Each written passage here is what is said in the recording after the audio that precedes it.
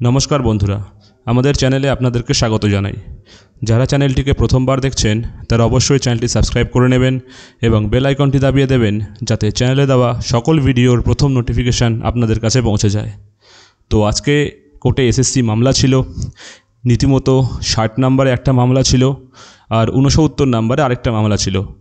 তো 69 নম্বরে যে কেসটি ছিল সেটি ছিল আমাদের সবচেয়ে বড় ইম্পর্টেন্ট কেস। যে কেসে পিটিশনারদের দাবি ছিল যে পরীক্ষা যাতে পিছিয়ে দেওয়া হয়, কারণ 21 তারিখ থেকেই ফর্ম ফিল আপ যারা নিউ 45%-এ আছে তাদের স্টার্ট হয়েছে। এছাড়াও ওদের দাবি ছিল যে আমাদের যে নাম্বার ডিভিশন প্যাটার্নটা আছে সেই নাম্বার ডিভিশনও যেন চেঞ্জ করা হয়।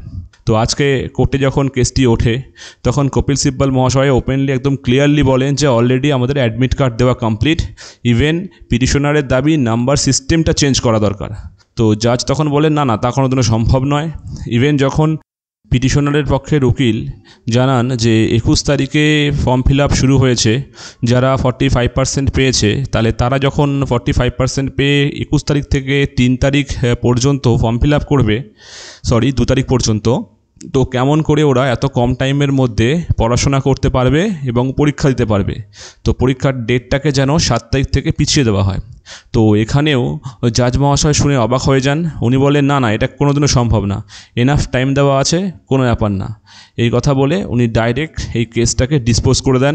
এই কেস আর কোনো ঝামেলা থাকলো না, তার মানে 7 তারিখেই পরীক্ষা হচ্ছে, কোনো প্রবলেম নেই। তো আজকে এই খবরটি এই পর্যন্তই। ধন্যবাদ।